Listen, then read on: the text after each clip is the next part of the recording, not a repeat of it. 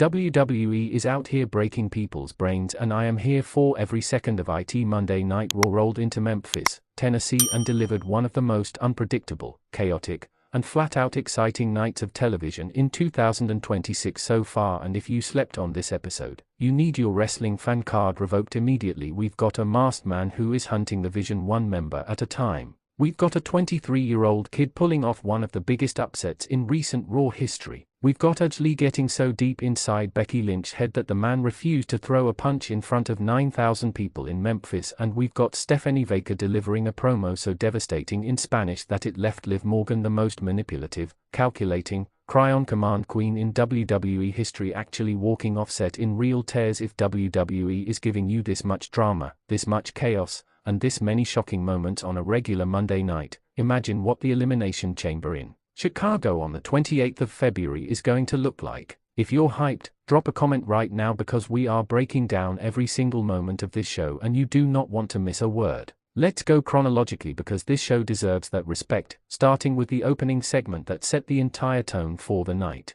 The Usos kicked off Raw with their entrance through the crowd, which is still one of the coolest things in wrestling right now. But before Jimmy and G could even get a word out, Paul Heyman and the Vision hijacked the show from the stage. Logan Paul grabbed the microphone and immediately let Memphis know that his wisdom is worth exactly as much as the $16.4 million he just made selling a Pokémon trading card the night before. The crowd drowned him in boos, but here's the thing: Logan Paul is so good at being insufferable that the boos are actually the loudest form of appreciation. The man is money on the microphone. Heyman then demanded Adam Pearce hand Bronson Reed a free pass into the Elimination Chamber after Austin Theory was robbed of his qualifier spot last week by the mysterious masked attacker, but Pearce came out and shut it down. Reed qualifies next week or he doesn't qualify at all, full stop. And that's when LA Knight's music exploded and Memphis went from 0 to 100 in about 3 seconds flat. First trivia question for the comments: LA Knight has one of the most over catchphrases in WWE right now. But can you remember the exact year he debuted on the main WWE roster? No cheating, drop your answer below.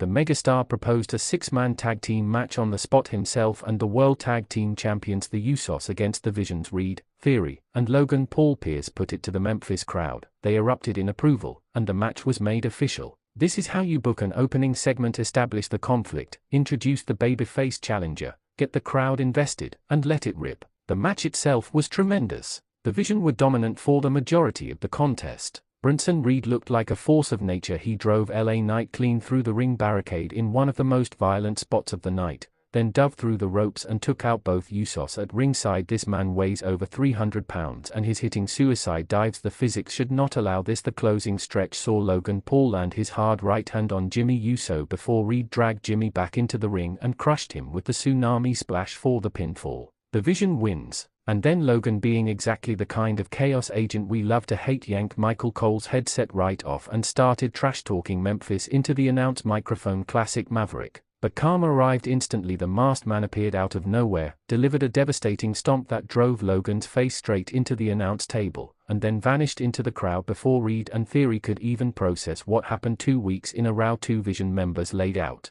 No identity revealed. Second question for the comments: the masked attacker has now taken out Austin Theory and Logan Paul 2 weeks in a row. Based purely on the style of attack, a curb stomp. Who do you think is under that mask? Seth Rollins, a debuting star, someone we haven't seen in years? Give me your theory and let's debate it in the comments. Backstage, Pearce admitted to Theory that the masked man is just as big a problem for him as it is for the Vision, which tells us this is bigger than just a grudge match. And then there's the mysterious crate. A huge crate arrived backstage addressed to WWE, stamped "Do not open until 2/28/26, the date of the Elimination Chamber." Pearce was so unsettled by it that he told his assistant Eli to immediately put it back on the truck and ship it to SmackDown for Nick Aldis to deal with. What is in that crate? Is it connected to the masked man? The layers to this mystery are absolutely delicious. Now let's get to the Women's Elimination Chamber qualifier: Asuka vs Bayley vs Natalya, and this match delivered from the first bell to the final tap out. Natalya came in with a chip on her shoulder and showed teeth early. She locked Bayley in a Romero special that had the role model screaming, before Asuka broke it up with a dropkick. Natty then hit a German suplex on Bayley straight onto the ring apron, a genuinely nasty spot, before applying the sharpshooter to Asuka. But Bayley recovered, caught Natty with a knee to the head, and followed up with a Baylor-to-belly that sent the crowd into a frenzy. Every time you thought someone had it won, somebody else broke it up. The decisive moment came when Bayley went for the rose plant on Asuka, but the Empress of Tomorrow countered it perfectly and immediately transitioned into the Asuka lock. Bayley had nowhere to go and tapped out in the middle of the ring. Asuka is going to the Elimination Chamber. She joins Tiffany Stratton, Rhea Ripley, and Alexa Bliss with 2 spots still remaining. Post-match, Maxine Dupri ran down the ramp and blindsided Natalya on the stage, continuing their personal feud and adding even more heat to an already stacked women's division. Backstage, the Kabuki Warriors Asuka and Kairi Sane interrupted Rhea Ripley and Io Sky, with Kairi declaring that the chamber outcome is already decided because they will make sure Asuka wins. The lines are being drawn, and the women's chamber is shaping up to be an absolute war. Third trivia question: Asuka has one of the most impressive undefeated streaks in WWE history. How many consecutive matches did she win before her first defeat? True historians only answer in the comments. Now let's talk about the moment that shocked the wrestling world: the men's Elimination Chamber qualifying triple threat main event. J-Von Evans vs Gunther vs Intercontinental Champion Dominic Mysterio. On paper, nobody was picking Evans. Gunther is the ring general, the man who has retired Goldberg, John Cena, and Edge Styles. Dominic had championship gold. Evans is a fresh-faced kid still finding his footing on the main roster. But what unfolded was one of the most exciting main events Raw has produced in months. Dominic bailed immediately at the opening bell, classic Dirty Dom behavior, while Gunther went straight to work on Evans with those thunderous chops that echo through an arena like cannon fire. Gunther powerbombed Mysterio directly onto Evans' back in a brutal double-duty spot. He then powerbombed Evans himself, but Evans kicked out. The resilience of this kid is unreal. Evans was firing back with corkscrew kicks, drop kicks, and unbelievable athleticism that had the crowd on their feet.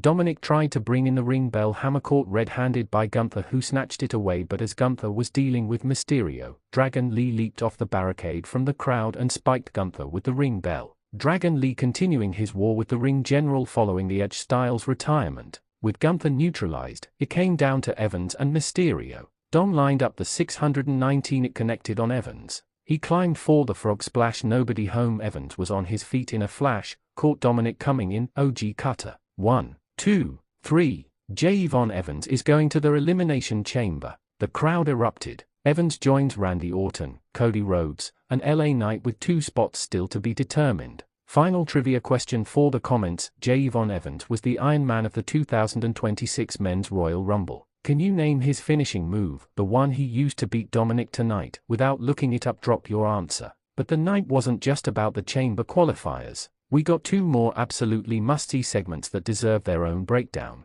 Aj Lee, Centimeter Punk's wife and the Women's Intercontinental Champion Becky Lynch's upcoming challenger at Elimination Chamber, appeared live in Memphis and addressed the feud directly. She reflected on her history, mentioned her old butterfly title, and named every woman she wants to wrestle during this run: Bayley, Lyra Valkyria, Rhea Ripley, Charlotte Flair, Alexa Bliss, before circling back to Becky Lynch. She then invited Becky to the ring and offered her the first shot, hands behind her back, daring Lynch to swing. Becky hesitated, debated, and then said, quote, "I don't fight in Memphis," before dropping the mic and walking away. Aj Lee is completely inside Becky Lynch's head, and that chamber match just got 10 times more interesting. And then there was Stephanie Baker versus Liv Morgan, not a physical match, but a verbal destruction that was more impactful than most in-ring encounters. Baker interrupted a sit-down interview with Morgan and unleashed a passionate promo entirely in Spanish. The translation was devastating. She talked about being born in Chile, where professional wrestling doesn't exist, traveling the world through Japan, Mexico, Latin America, and Europe,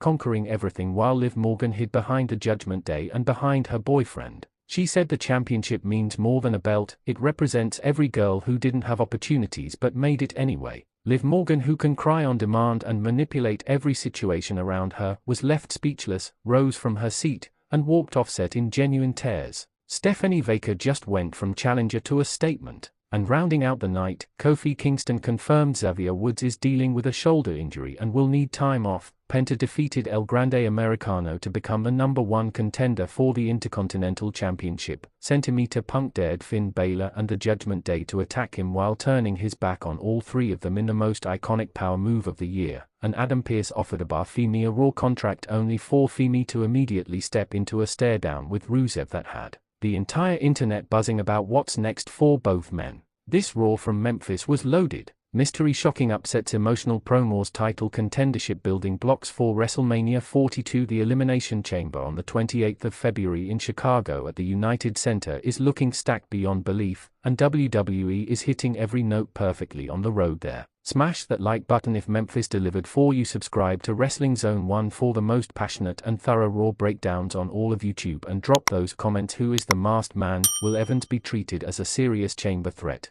And did Aj Lee just guarantee herself a championship at Elimination Chamber? Let's get this comment section absolutely blazing. I'll catch you in the next one.